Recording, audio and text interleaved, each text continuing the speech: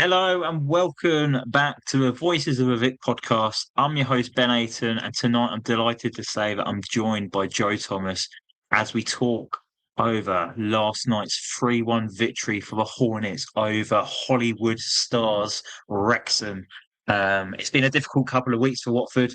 We've had the deflated draw away at Hillsborough against Sheffield Wednesday, and then our fixture at Bet365 Stadium against Stoke City, where the Hornets were on the other end of a 3-1 defeat this time, but responded well against playoff hopefuls Wrexham. So we'll be diving into it, maybe going over the previous two games because I think it should be spoken about. We've not done a podcast for a while, so it'd be nice for us to talk about that first before we head into the Wrexham fixture. But yeah, like I said, I'm joined by Joe tonight. Joe, how are you doing, mate? Yeah, really good, mate. As I said just before we came on, it was a much needed win last night, as you said, and it was really enjoyable. A really enjoyable night, really good game of football, capped off with wonderful scenes at the end when Edoardo Bove scored.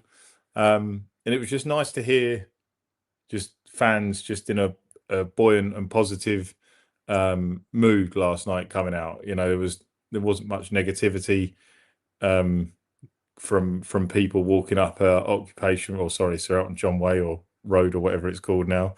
But yeah, it was just an overall a great night and thoroughly enjoyable game.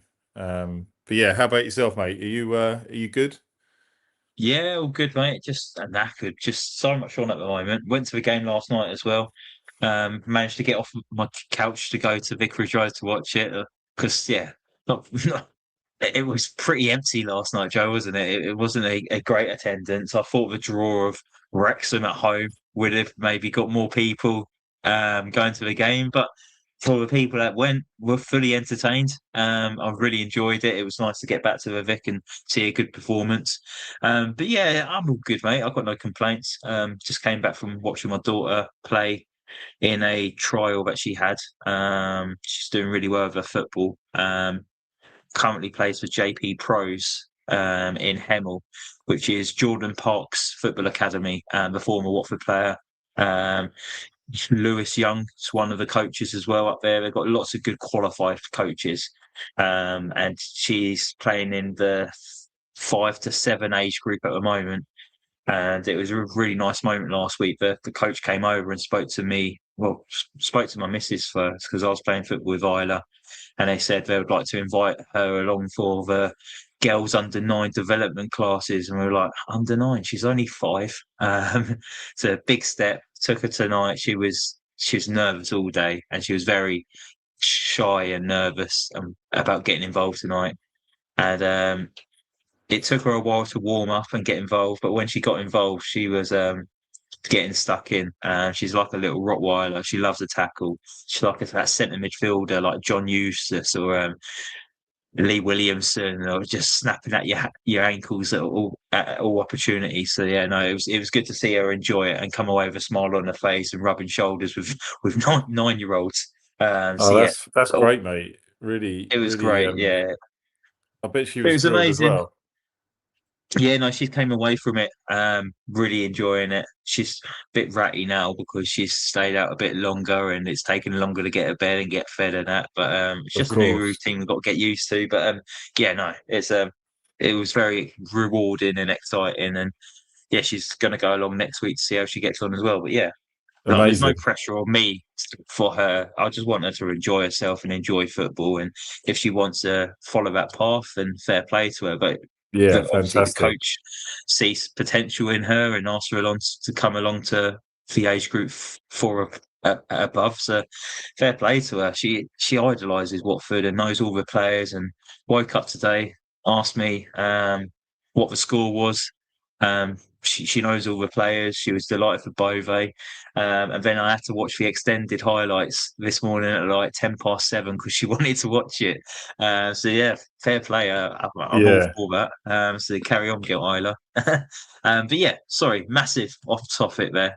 Me and Joe have started to do that lately. So We're Sorry, going can to I bring just our own series. can I just jump in on something? Of course. Jess has just messaged me asking if the commenting's been turned off on Facebook. She said the screen goes black where the comments bit should be. So I don't know if there's an I issue for. have no idea, but we will let Mike know. Mike's the tech wizard behind the scenes at the Voice of Vic. The only what I'd say is just then, if you want to get involved, head on over to our YouTube page because that's what's Melanie just done. Good evening, Melanie. Hope you're well. She says that's wonderful, Ben. She's obviously loving a fellow girl getting involved into football and showing her passion. So yeah, no, thanks for joining again, Melanie. But yeah, just head over to a YouTube channel if you want to get involved, and I'll mention it to Mike because I'm not too sure why the comments aren't working at the moment on Facebook. But Joe, we'll take our memories back to probably a week ago now. Hillsborough, Sheffield Wednesday away. Twice now this season, we've came from behind to equalise in the last minute. When you've gone into games thinking, "Oh, clever whipping boys, we're gonna just rock up and get 3 points." Nope. No. 2 points out of 6 against Sheffield Wednesday, the only team in the Championship that hasn't beaten Sheffield Wednesday this season. Enter the room, Watford Football Club. Yeah, it's and do you know what? We shouldn't have even drawn it because the goal was offside, and Yeah. Sheffield Wednesday got an apology from the officials straight after they said. So yeah, I feel for them because there's been a few times this season where I've seen that they've dug deep and they haven't got a result they potentially deserve, and we got lucky. We got lucky in the first game. I mean, that really was the last kick in the first game that we played them. But I said in our chat last week, didn't I? I mentioned this, and this is a problem for me. It's like 2 points against Sheffield Wednesday. Yes, all right, we beat Leicester away, and we beat Oxford at home. Still got both of those to play. We did beat West Brom as well, and still have them away to play. But we've got 2 points off Portsmouth, 1 point out of Blackburn. We've nothing out of Charlton. And we've got 2 points out of Preston. So when you go down the bottom of that league, it's not really very good, is it? Like that bottom was at 2, 4, 6. That bottom 8, we've really got nothing. And when you think that those are the games really that are the ones that you should be winning, it's astonishing we are where we are, to be honest, because that's not very good form at all.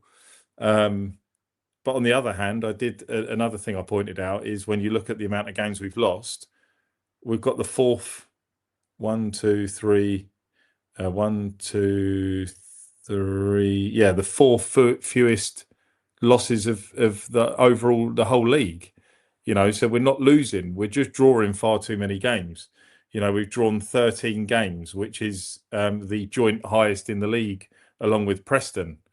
So it's not very good that we can't see out games like Sheffield Wednesday, like Portsmouth. We come from behind, we get ourselves in front, we do the hard work, but we just can't finish teams off, and that's a problem. And it's always been a problem for Watford. It's not a this season thing. It's for as long as I can remember. Even in the games when we got promoted, I remember we were having issues seeing games out, but we were just scoring more goals than everybody else, weren't we? So it wasn't really that big an issue. We just haven't really got the players that, all right, we had a good night last night, and there's been a couple of times where we've done really well this season scoring goals, but we don't outscore teams and have like your 4-3s and your 3-2s and stuff like we used to. So yeah, that Sheffield Wednesday result, hugely disappointing. But yeah, I mean, there's not really a lot much more you can say on it other than that, the players, I mean, we'll talk about it now, sure, but they needed to dust themselves off and put in a performance at Stoke. And while the performance was okay-ish, it still wasn't great. And we gave away stupid goals. They were really silly goals to give away. I mean, the second one in particular, I've don't recall ever seeing or not seeing for a long time a player having a shot from 18 yards out, having a defender tight next to him, the ball coming back to him and getting a second bite of the cherry straight away without the defender really even moving. Like that wound me. I mean, I've got no real complaints of Fooney for his time at Watford, but that was criminal. I mean, it just summed up how things have been going for us lately. I don't know about you. I don't know what you thought of the game at the weekend, but it wasn't the reaction that I was expecting. I mean, obviously, Kunda, I said to my mate last night, I was like, when it comes to goal of the season, Kunda's 100% getting my vote because that was an absolute strike and a half, wasn't it? It was fantastic, but the boy doesn't score tap-ins, does he? He's always got that ambition to score a worldie, and fair play to him. And I feel like his performances overall in the last few games have been getting better, and I think he kind of needed to be taken out the limelight. And Ed Steele's actually challenged him, hasn't he, a little bit? He's came up with comments on Nestri Irakunda as well. So I know that he's had to knuckle down and look, there's not much competition for Nestri at the moment as well. So he knows that if he can stay fit, get his head down, he'll be starting in his team. And that in two games, he's got a goal and an assist. He assisted Kayembe last night as well. So he's starting to be impactful. I do think he'll probably be a bit more dangerous central than what he is out wide at the moment. But yeah, definitely goal of the season, whether it'll be his free kick away at Swansea City for me, or it's going to be the Thunder Bastard that he scored away at Stoke City at the weekend. Absolutely outstanding. So yeah, fair play to Nestri. But yeah, the performance level I thought was a bit better at Stoke than it was for Sheffield Wednesday. But again, individual errors cost Watford. The third goal, we was down to 10 men. Where they scored as well, and you thought maybe Watford could have got back into it being 2-1. And it kind of just took the wind out the sail after that. So yeah, frustrating. And I think all season we've really been a nearly team, haven't we, Joe? We've not been that complete full showing just yet. It's always been close but no cigar with Watford this season. Yeah, I think part of we had that run under Javi, didn't we, where we were doing really well, and then things all went pear shaped with that whole postponement. But we've been very start stop this season. We've never really sort of been able to put a proper run together. When you look at some teams in the Football League, Southampton, one of them, that's a bit of a blow at the moment. They're 1-0 up against Norwich, so they go into 6th position, and that makes it a little bit harder in that playoff push because their goal difference is far superior to us. So if it comes down to goal difference, then yeah, they're way ahead of us in terms of that. So, but yeah, they started the season well. They had that big dip, didn't they, in the middle of the season where they went a number of games without a win. And then now I think this is potentially going to be 13 or 14 unbeaten for them if they go without defeat tonight. So yeah, we're not a team that can put on a run like that anymore, are we? We may get like 2 or 3 wins or a couple of wins and a draw and then a defeat. Then we may get a draw and then maybe a defeat and then win a couple. And it's just there's just no consistency within our team, is there? Which is just really disappointing. I think I think when you look at other teams, they don't seem to make too many changes, but yet we do. I know a few of them are forced. Obviously, I appreciate there's injuries and things like that, but there's been times where I've questioned why defenders have come out and things of the team when they've been playing well or potentially shouldn't have, and you want to keep consistency within the teams and things, and for whatever reason it's not happened. So yeah, I think the players just need to keep going now between now and the end of the season. We've got 8 cup finals between now and the end of the season.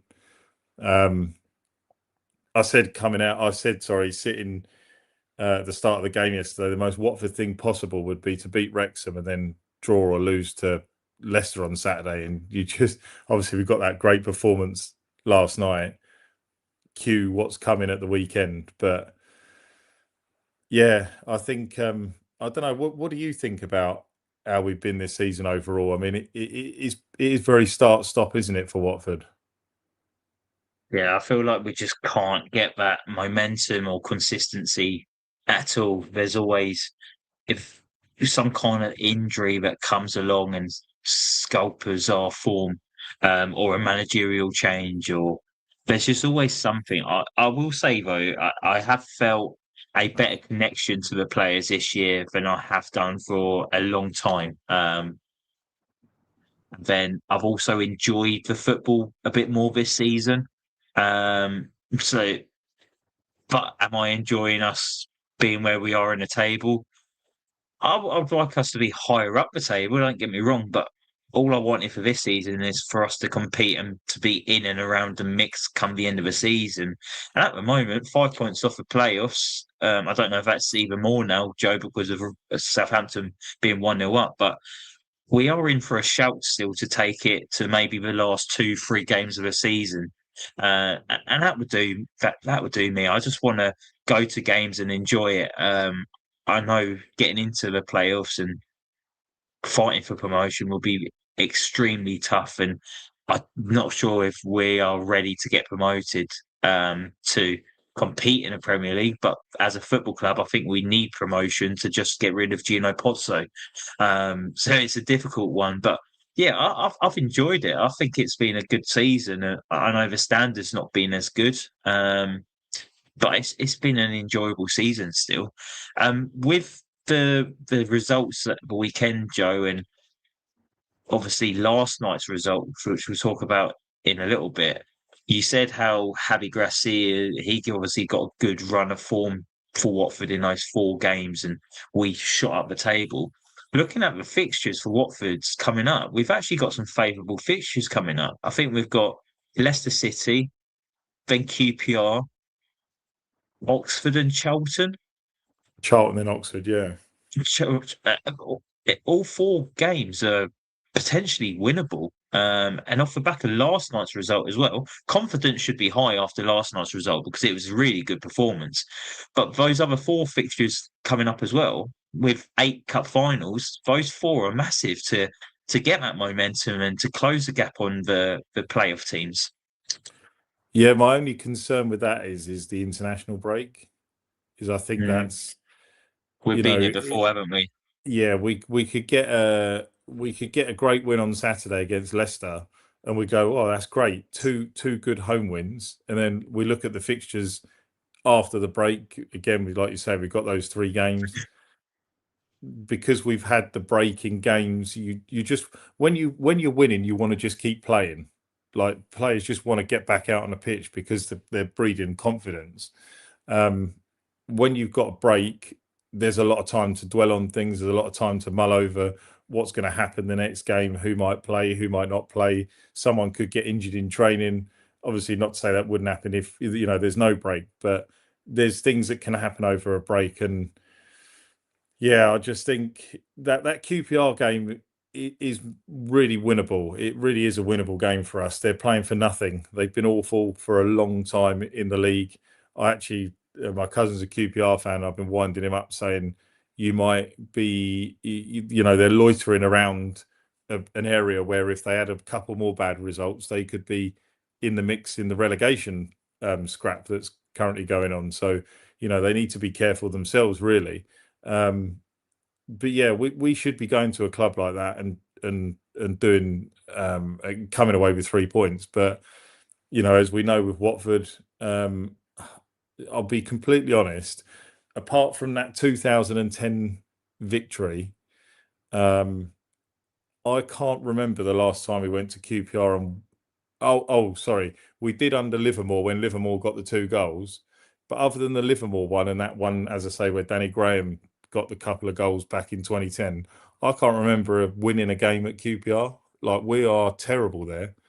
We won in the FA Cup, didn't we? Capoue on the edge of the box. Was Oh, it of like course the he did. 5th round of the FA Cup? I That only was in remember it because 2019, I wasn't went to it? it. Yeah, but yeah, league-wise, struggled. Really have. I remember going there under Chris Wilder's first game. That was a Batson fire, wasn't it? That was awful. That was an eye opener to him to see what he's inherited. um, but yeah, it'll be a tough game, but equally on paper, it's a winnable game for Watford. QPR are a bit funny. They beat Leicester last weekend, but again, Leicester are terrible at the moment. So I don't think we can look too much at that victory for QPR and think, oh, they could give us a tough game here. So yeah, be interesting. But yeah, let's have a quick look at last night's fixture. Well, not fixture, result. 3-1 win at home to Wrexham. If someone said that to you before the game, Joe, that Watford was going to win 3-1, you weren't going to have that, was you? No, it wasn't on my bingo card last night. I'll be honest, and yeah, like I say, I wasn't expecting the performance levels from the players overall last night. I'll be honest. I mean, I didn't think, while I thought we were good, I didn't think Wrexham were very good. They really disappointed me. They disappointed me in terms of their fan following. I know that's probably pretty harsh. It's a long way for a Tuesday night, but they're sixth in the league. Like, I remember us when we were sixth in the league, we were taking like 2,000, 2,500, 3,000 to away games on Tuesday nights. So yeah, the fans disappointed me. It kind of just sort of showed me where they were at as a club. Have they got faith in their promotion push? We'll see. Um, but yeah, I was really, really, really impressed with a lot of people last night in a Watford shirt. I thought there were a lot of individuals that stepped up when they really needed to. And yeah, it was really nice to just see everyone smiling in the Vic again. It's been a long time since people looked as happy as what they were last night. No, definitely. I think I was struggling to get to sleep last night, and I was going through the Watford team and thinking about everyone's individual performance. And I don't think anyone was below a 7 last night. I think everyone was solid, every single player. You'd obviously rate some players on 8s. Just standard was 7s. I thought it was a really good performance. And Mark Schofield's put in a comment here as well, saying it was great to see Pollock, Bola, Chakvetadze back to their best, and K9 having his best ever game in a Watford shirt, in his opinion. I don't think it's just your opinion, Mark. I'm going to jump on a bandwagon as well. I think that was by far Luca's best performance in a Watford shirt. Yes, he's a striker. He didn't score. I want my striker to do more than just score, and he was brilliant. That's how you lead the line, and I do think there's a massive, massive improvement under Ed Steele with Luka Kjerrumgaard. The willingness to work hard for the team, getting stuck in. Okay, he was lucky on a couple of occasions where the ball kind of ricocheted off him and fell in the pass of a Watford teammates, but he had to be in the right place at the right time for that to happen. He was putting them under pressure. He created a few chances out of himself from his press. I just thought he was outstanding, winning headers. He was up against 3 Wrexham centre halves, and he won the battle all day long. Was heavily involved in the first goal, wasn't he? Joe, the ball went up to the halfway line, and Kjerrumgaard laid it off for Chakvetadze. Chakvetadze was away, getting to the edge of the box, held the ball up really nicely, back heel into a path of Marc Bola, and he puts it past Arthur Ekwah to make it 1-0 for Watford. So he had a massive involvement in the opening goal. But what was your assessment on Luka Kjerrumgaard last night?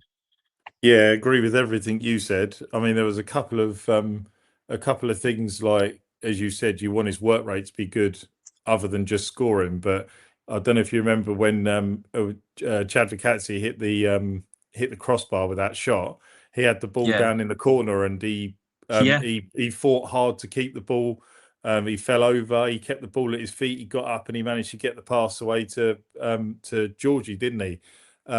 And even just little things like in the 94th minute, I think it was, maybe. Um, you'd see like Selvik or Pollock or whoever kicking the ball upfield, and just like a half-hearted attempt at trying to win a header.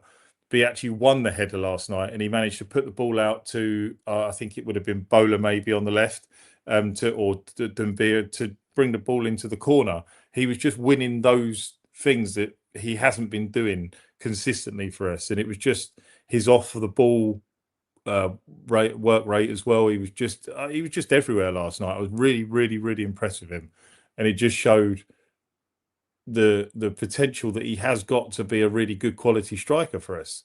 Like if he continues like that and he plays like that most weeks, then fans will get off his back. Fans won't have anything to moan about because he's working hard. If he's working hard, the goals will come, and if the goals are coming, then Watford are going to be doing better. So it will all come if he just plays like that every week. But he's got to maintain those levels, and obviously that's hard because he worked very hard last night. And to do that, I mean, as well, he remained on the pitch for 90 minutes, didn't he? And it's hard to keep that up for 90-minute periods. But yeah, really, really, really impressed with him. Well, not too bad considering he only got 5-10 minutes of a weekend because Ed still described his knee as the size of a helmet. Not being funny, but he can play every single game if he's got a knee the size of a helmet because he was unreal last night. So maybe that's all he needed, just a knock to the knee, make sure it's nice, big and swollen, and he can wrap up a performance that reminds of like Troy Deeney back in the day, working hard, leading the line, bullying defenders, laying the ball off for midfielders to drive onto. That was Deeney-esque last night. Yeah, He looked like a different player last night. I was really impressed, and I was pleased for him because he's got a lot of stick this season and undeserved at times. And yes, he could have done better at Sheffield Wednesday. He had a few chances and should have scored. He was unlucky not to score last night with that header in the first couple of minutes as well. But he worked hard, and if you work hard for a team, I'm fully behind you. So long may it continue. But yeah, hopefully his knee continues to be swollen as we head into Leicester City this weekend. Joe, next one we'll talk about is Marc Bola. Obviously, he came out for limelight for Watford when Stephen Mafouni came to Watford for as Max Alain's replacement from Manchester City. Obviously, the kids so gifted. We've spoken about him at length. Came to Watford 17, left as 18.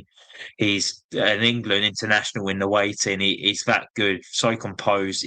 Reads the game brilliantly, but he's obviously gone back to Man City off the back of an injury. So I wish him all the very best, and I'm sure he'll be playing first team football for City very soon. But Marc Bola was frozen out, and now he's got his opportunity back at the weekend.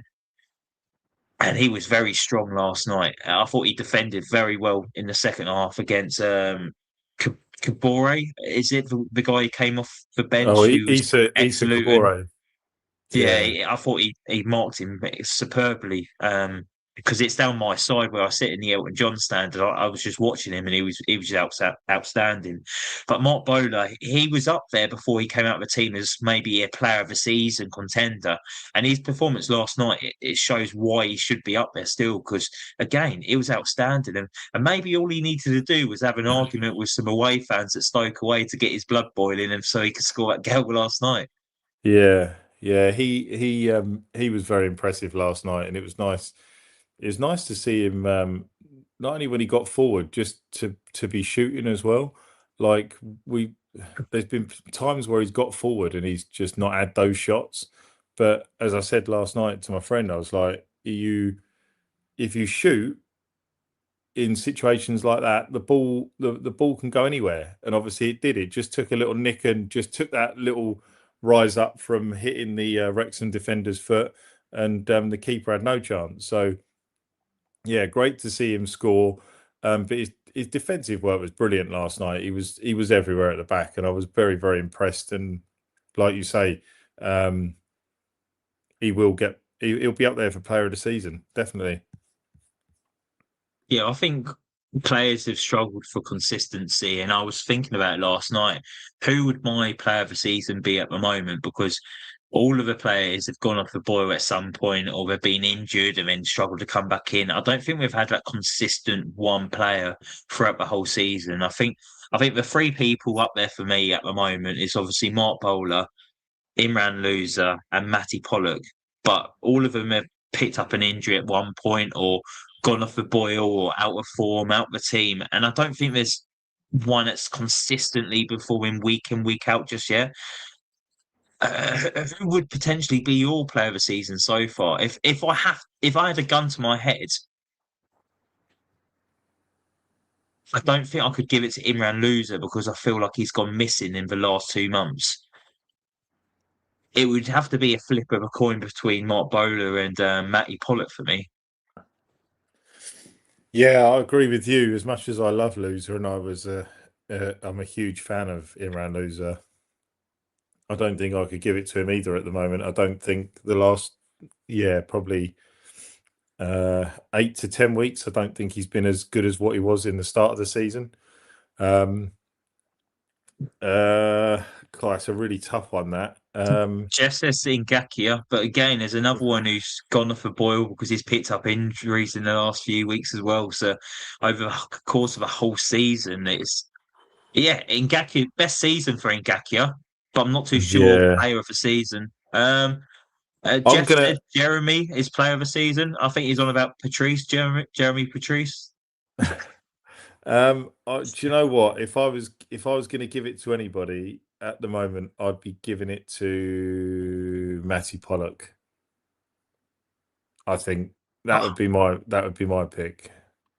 I love Matty Pollock. Let's get on to him now. I thought he was outstanding. I think he's exactly what we needed in the back line for the last few weeks.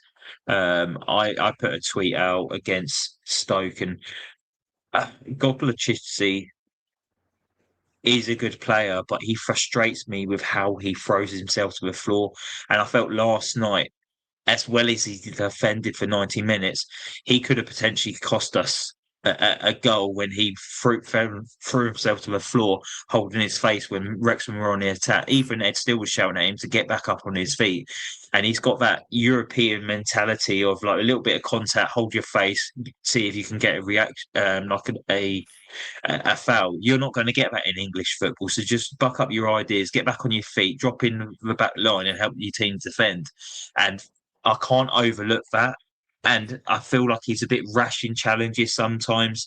And I felt like he's cost us a few times with goals. I think the third goal away at Stoke was potentially his fault. Obviously, the Southampton goal where he came off the bench, yes, you don't make a substitution at, on a corner, but I felt like he could have been much better and stronger in that situation. Apart from that, he looks like a good defender, but he just needs to sort out those situations to see Pollock come back into the team. I felt like he showed that leadership and the strongness and the communication at the back that you needed, and throwing your body on the line and getting stuck in, going through players with the ball, and the goal line clearances he was making last night. He's our Jake Cooper. I've said it a couple of times. He's outstanding. He's that championship experience head you need, and he is the future captain of his football club. When Loser goes in the summer, Matty Pollock would be our club captain. Yeah, he's a leader, and do you know what? There's just little things like when he was putting in challenges last night, and some of them Wrexham players were on the floor. He just has a little dig at them, just a little few Yeah. words in the ear when they go down. Like he's just that sort of player. He's very passionate. He leaves everything out on the pitch, and he's just what we need in the back line. Like yeah, like you, I love the guy. I think he's brilliant. Um, I really hope. I do think there is a strong chance he'll be captain next season. I remember being at Gillingham in that pre-season game at the beginning of last season, and he was in the back line, and he's so vocal. He's just shouting at everybody, telling people what to do. He's not afraid to say things to certain players to ensure they're doing what they should be when they're playing. And yeah, like you said, defensively last night he was fantastic. He really is, and yeah, I really hope he's back in the side to stay now. I think with the the way things are, I think he will be playing every week now to the end of the season. I'd be very surprised to see him come out of the team at the moment. But yeah, he is a rock for us, and it is important that, one, we keep hold of him, and two, I would love to see him as captain next season. No, I think a lot of Watford fans will agree with you. Joey, a player that was back to his best last night, and it's taken him a while to get back up to speed. And obviously, he's had to be careful with his return with the injury that he had. Was Georgie Chakvetadze. The way he glides across the football pitch, it's just a joy to watch. You don't see many good dribblers wearing a Watford shirt, and I imagine people back in the day, you and me were too young to watch it, but we've heard the stories about John Barnes and how he used to dribble with a ball, and we've been lucky to watch the likes of João Pedro dribble with a ball, and we've also got Georgie Chafadadze. I think they're all in the same bracket, aren't they, with how they make it look so easy to just collide across that pitch and drop your shoulder, lose a man, and just get out of the tiniest corner and still come away with a ball. But what impressed me last night, Joe, is his work rate off the ball. He was winning challenges as well and doing a shift for the team. But it's taken a while, but we're seeing Chak back at his best, aren't we? Yeah, we are. And you know what? People may not agree with me. I mean, there's a lot of things I dig him out for, but his crossing one, I think he's he's not diverse enough with his crossing. I think he's still very, he loves this just chip ball cross into the box, but there wasn't much of it last night. There wasn't many situations for that. But in terms of when he's got the ball at his feet, and like you say, he carries the ball, I think for me, he's probably the best dribbler I've ever seen at Watford. Like, the ball just sticks to his feet. Like, there were just times again last night where he was going past people. His touch was excellent. The ball never got away from him. I thought he was fantastic, absolutely fantastic. And I'll be honest, I actually didn't see that back heel coming for the goal. I actually thought he Mark was going must have called it. He must have shouted for him yeah. to do that, because there was no way he was so far behind him, he wouldn't have been able to see him over his left shoulder. No, exactly. And I expected him to just cut back in and try and have a shot on his left foot, which obviously, his right foot, which obviously what he did when he picked up the ball from Luca, he was so unlucky with that shot. It was such a good shot from the corner of the box. I mean, it never looked in a month of Sundays it was going in, but to come off the crossbar, I was like, what an effort. Like, it was such a fantastic effort. He did. There was just like one or two occasions. I don't know if you remember, there was the time when Watford, I think we were either 3 or 4 on 2, and he had the ball and he was just one pass away from it being a fantastic Frustrating. move. Yeah, And he just needs to it look looked like up a and tired think, ball, didn't it? yeah. And he gave the ball away and gave it back to Wrexham, but just overall he was brilliant. I mean, I'm just being nitpicky with just those little things, but if he plays like that, he will take his game to the next level. And if you want to like, look, no player comes to a football club to stay forever, especially at a club like Watford. A lot of these players we've got, we know they're very talented and they want to be at better clubs, and they will when they get to the next level. And if Georgie continues to play like that, he will get to the next level. But there are just little tweaks that these players need to do. And this is why I've always said, like, when we've had people like Delafeu, Pereira, Capoue, they were unbelievable players, and I still feel thankful that we got to see players like that. Even like people like Will Hughes, Nathaniel Shalabar in his prime, and people like that. They were amazing, but there's a reason why they ended up at Watford, because they're not.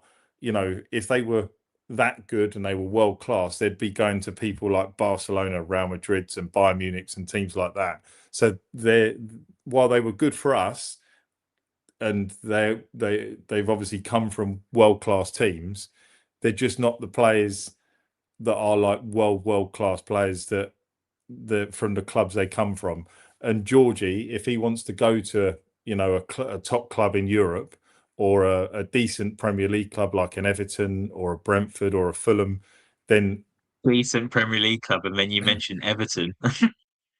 well, I mean, they're in the top half, aren't they? Yeah, they're an established Premier League side. Yeah, Yeah. yeah, So, if you want to get to a team like that, then you've got to just do better in situations like I've just mentioned. So, yeah, but he is definitely, as I say, for me, the best dribbler I've ever seen at Watford, and it was nice to see him back to his best, and he looked like he was enjoying his football as well, because how many times over the last couple of months have I said that first touches have let players down? And there was only one occasion last night where I literally, I was doing my nut when Iran Kunda, it was over by you. The ball was passed out to him and he tried to touch it with his right foot. And he literally, I don't know what happened. It bounced off his foot and went about 10 yards towards the middle of the pitch. But that was the only bad first touch last night. Everyone was just brilliant with their ball control. yeah. Yeah, no, that was pretty funny actually. There was a few laughs around me when it happened. George says that Jeff has said Georgie was back to his best last night. He was the best player in the division 2 years ago. Melanie says Georgie is getting his mojo back. And then Jeff again says, saw John Barnes' debut against Preston North End, if I recall. He came on as a sub late on. In that short time, you could see he was very special. And yeah, we was giving comparisons about the dribbling ability from stories that me and Joe's heard of John Barnes. But yeah, Georgie's a special talent. And like you say, there's a reason why he's at Watford, and that's probably because he's not as consistent or as to be able to do it week in, week out. But Twitter opposition fans are starting to talk about that Watford number 8 again. A lot of them are saying about how good he is. And he's probably doing it for the right end of the season, isn't he, Joe? He's trying to get himself a move at the end of the year. So, but if he does that by getting us into the playoffs, then I wouldn't mind that at all. But yeah, no, what a special talent. And you saying, Joe, that you think you can just you can tell he's enjoying his football or loving his football. He looks bloody miserable. Every time I see him, he looks miserable, but he's expressing his football, isn't he? He's very, you can just tell with the way he plays the game, he's loving what he's doing, even though it's Yeah. not showing in his face. Yeah, exactly that. Yeah, he's one of very few smiles, and even in the change room last night when they did that photo, him and who was it? There was three of them, wasn't there? And he was sat in the middle, and even then he wasn't fully like smiling like all the other players in the dressing room last night. You could see everyone was like, there was the big group photo, and then there was the two lads either side. I can't even remember who it was now. But yeah, he's a man of very few smiles, and even when he comes out, he's not very like happy and bubbly compared to other players and stuff. But that's just who he is. That's just him and his personality. Yeah. What did you make of a full debut last night for Pierre Ekwah? I personally thought he looked really good. A bit of a Rolls Royce in the midfield, keeping the ball ticking, very tidy. First thought's always to play it forward and not backwards.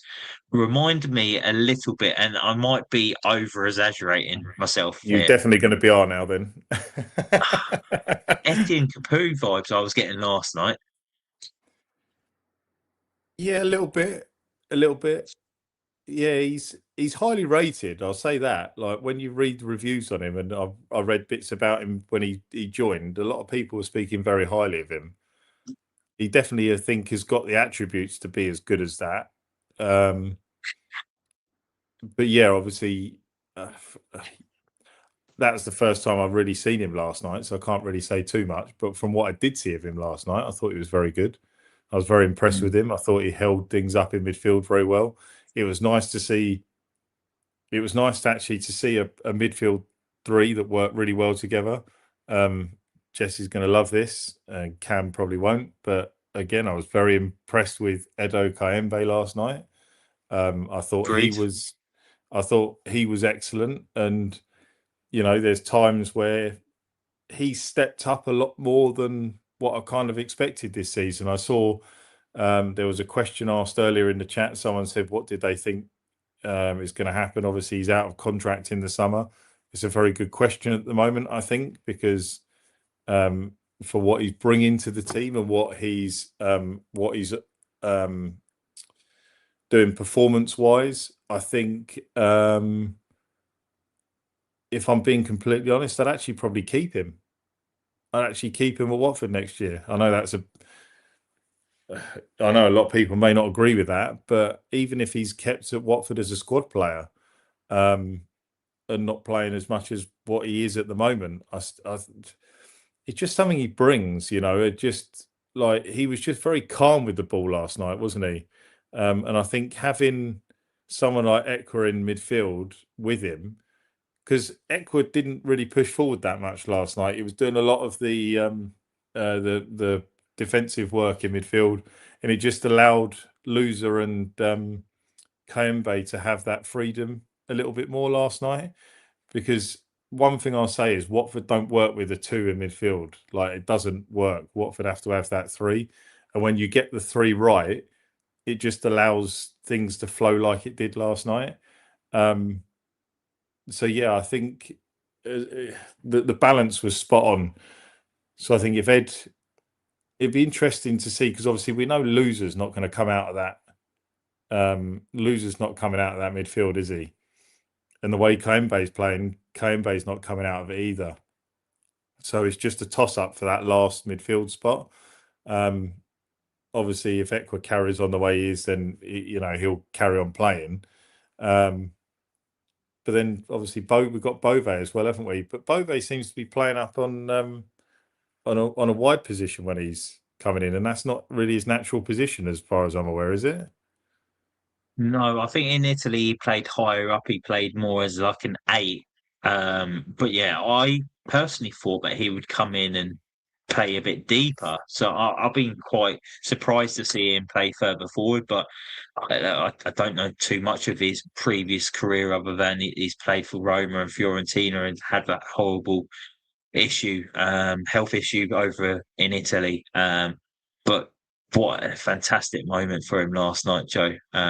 Before I get into Bove, I want to say I agree with you and Edo Kayembe. I think he has a lot to offer to the team. I think he's a good squad player. And if I was in charge, or if I was managing the side, I think I would want Edo Kayembe in and around the squad. He scores important goals. I think he is a good link between the midfield and attack as well. I think he was playing like at some points. I felt he was playing more like a second striker last night. He was that close to Kjerrumgaard, but the way he strikes the ball was brilliant last night, and I liked his goal last night. We've seen it so many times when Edo Kayembe gets it on the edge of a box, he puts his foot through it, and then it always goes wide. He actually placed this into a bottom corner, and it was such a lovely strike on him. And I wish he could do that a little bit more. But yeah, I think he's got something to offer to his team still, and I know he's not the favourite by a long stretch by a lot of Watford fans, but I don't mind him. I feel like he gets thrown under a bus quite a lot because of who he is associated with. But I'm all here for Edo Kayembe. I know Cam's not a massive fan, but I think he's been all right. I think this season he's done all right. So yeah, but what I want, Joe, is I don't want like a long term contract, like an extension of like a 1 year or a 2 year deal tops. Nothing more than that, because obviously he's not getting any younger. Although his passport probably says he's only 18, but but yeah, he's a valuable asset for Watford, and I think that he's got a job to do for us for the rest of the season and for next season. But enough about Kayembe and his passport. Joe, Edoardo Bove's special moment last night in front of a rookery as well, in front of maybe 100 AS Roma fans that have travelled over to support him. Lovely banner in the bottom corner. What was it? It said something along the lines of if you leave Rome, you're never alone, something along those lines. And it was brilliant. You just knew that it was going to fall to him, and he was going to have that moment. And I'm so glad it did, and it was just so special. I don't have many words for it. It was magical. Like I had a lump in my throat, and when the ball hit the back of the net, you know how what the guy's been through. He's been through the worst experience in anyone's life, and he's came back from that, and he's still playing football. He's still playing the game that he loves, and he came on and he wrapped up the 3 points for Watford. But he probably never thought he could step onto a football pitch again. He's done that. He probably never thought he could score a goal again. He did that last night, and just over the moon for him, Joe. Yeah, it was one of those moments that is just like remember where you were for a special moment like that. And yeah, I just think, like you say, for all he's been through, when that happened, you probably thought he wouldn't step out onto a pitch again and play. And obviously he's worked really hard to get himself back into a position where he can be fit again to play. Obviously, under the rules in Italy, he can't play in Italy anymore. So he had to look elsewhere. Watford obviously did a fantastic job in scouting him, and as it was mentioned by I can't remember who mentioned it now. Can you remember who it was that mentioned that they'd put in the work at 6 to 12 months before the signing was even made? The groundwork was laid a lot earlier than just us going to him and saying we want to sign you. I heard that there was a lot of meetings Was it and Yeah, wasn't it Gianluca Nani randomly met him in like an Italian airport, and then they shared a taxi together, and he was talking to him about Watford Football Club, and this was off the back of the cardiac arrest that Edoardo Bove had, and I think they stayed in contact after that, and then obviously when he was fitter, the club or Nani reached out to him and they got him over here, and yeah, it's a massive coup for Watford Football Club. So yeah, I think that's the story you're yeah, thinking about, Joe. yeah, it is, yeah. And I've been very impressed with him in his work rate and just how good he is with the ball. Um, he's obviously a very talented player when he's like back to proper full fitness and he's playing a lot more. I mean, we're probably going to see a lot more from him. But what we have seen and what happened last night, just to cap off a superb night last night under the lights at Vicarage Road, to give all those supporters that moment and for him to celebrate, to have all the fans, the players, just everyone celebrating together. It was just lovely. It was just one of them moments that just is a sort of big thing to say, but I'd say it go into my a big shout to say top three, but definitely my top five moments of things that I've seen at the Vic, just because of the occasion. Obviously, it was a big night last night. If Watford hadn't have got, I did say if we didn't win last night, the playoffs were over. A draw wasn't good enough. We had to win the game. We did. But for him to do what he did, to have them fans there as well, it was just kind of written in the stars. Like you say, when the ball was struck by Bola, gutted for him because it was such a beautiful strike. I actually thought it was going to go in off the underside of the bar. It didn't. It came back off. It fell to him. And yeah, for him to put it in the net, it was just lovely. And like I say, I don't recall seeing a celebration like that. Someone being put on someone's shoulders like Pollock did with him. And they were Selvig all, sprinted the whole length of the pitch, didn't he? yeah, he did. Yeah, I was half expecting Ed Steele to be in it as well, to be fair. um, but um, but yeah, it was lovely. It was a really lovely moment, and it capped off a really special night at Watford. Yeah. And obviously, let's not forget as well, like it was a lovely moment for Bove to score, but also the tribute that Watford fans and Wrexham fans held, and the players for Amelia Applin, the 15-year-old Oxford United goalkeeper who's a Watford fan. Parents are season ticket holders at Vicarage Road, and there was a lovely fitting tribute on the 15th minute. And I must say, the referee was awful last night. But one thing that he got right was when there was a break in play, bang on 15 minutes, he held play up so all the players and coaching staff could join the fans to applaud Amelia. And yeah, just want to send our condolences and thoughts are with Amelia's family at this tough time. But yeah, it was a lovely tribute, along with Bove's first goal from return from a minute from his cardiac arrest. But Joe, to sum up last night, how would you sum up last night? 3-1 win at home to Wrexham. Are the playoffs still on? You know what? I'm going to be honest and say no. I don't think they are. I don't think the playoffs are a go for us at the moment. I still think they're slightly out of reach. I think there's too many teams that are involved in it. If there was just us and maybe two others, then I'd say yeah. But I think the fact that there's Wrexham, there's Southampton, there's Derby, there's us. I can't even think who else is around that kind of position at the moment. You've got Birmingham City as well. Obviously, like I said, Wrexham are still there, aren't they, as well? Wrexham have actually come out of the playoffs with that Southampton result currently at the moment. So, yeah, there's far too many teams involved in it, and I think there's teams that are playing better than us. But like you say, with the result, with the games that we've got and the teams that we've got left, there's no reason why we can't give it a good go. But I just know when we spoke about how we've been and us being so stop-start, I just think we're probably gonna remain that way till the end of the season. I can't see. I'll be very surprised if we put a really good run together.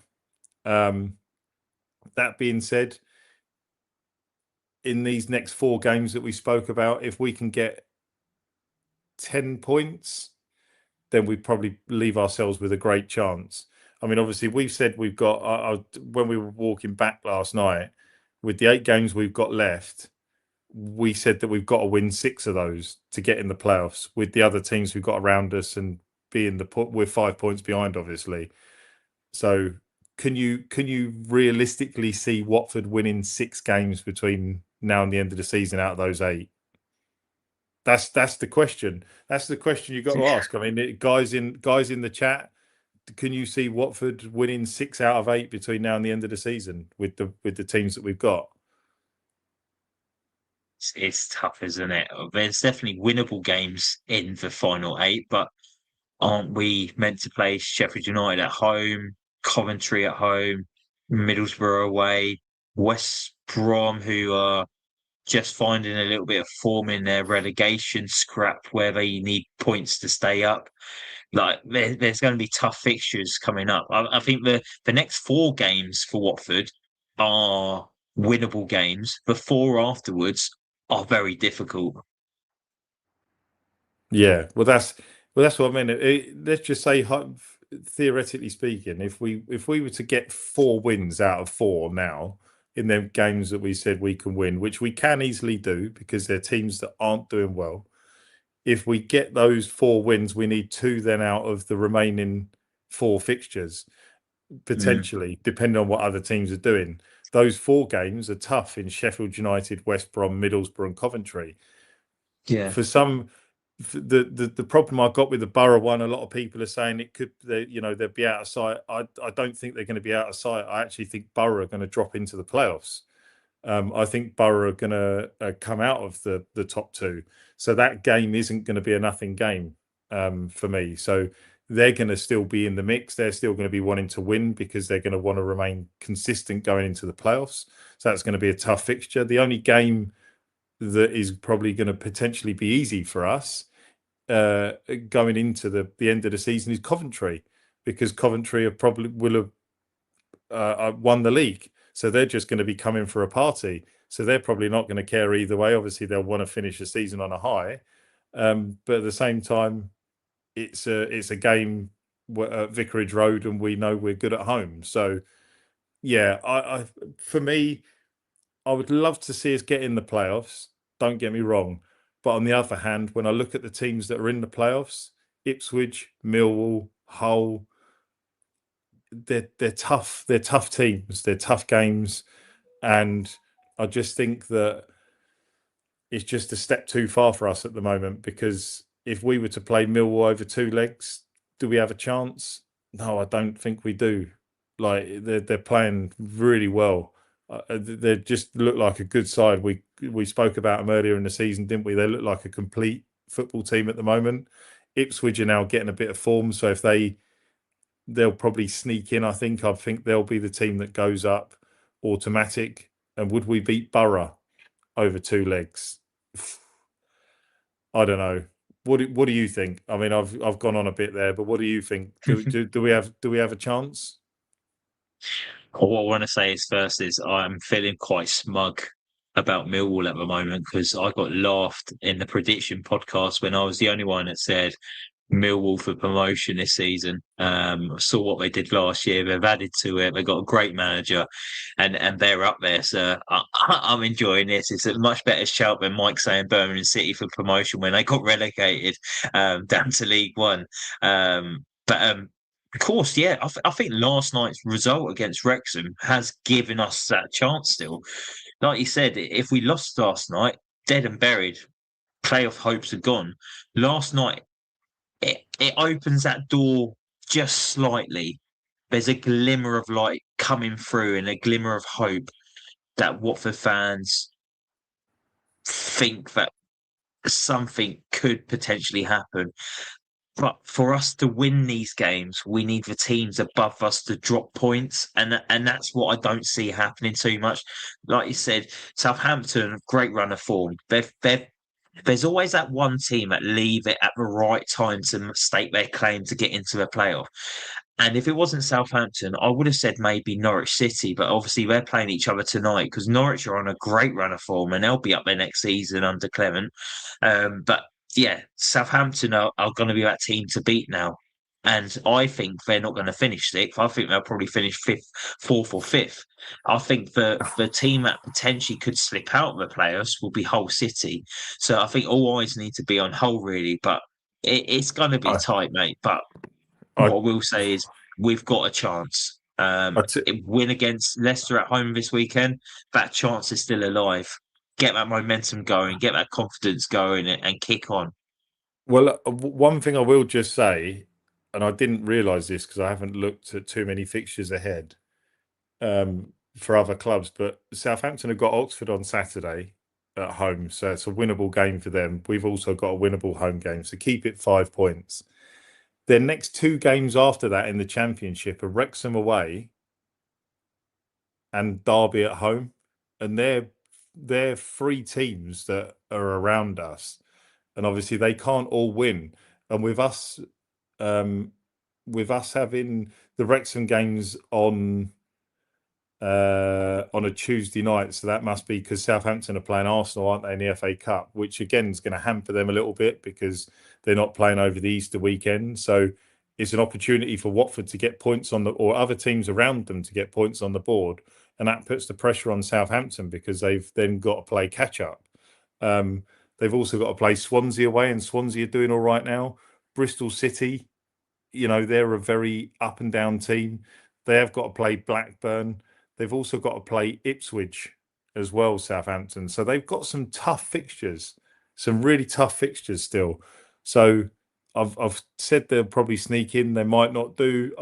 There's a lot to be had between these next 8 games for everyone. But look, we just got to win our games, and we'll see what happens come May. Is it May the 2nd? Is it the last game of the season?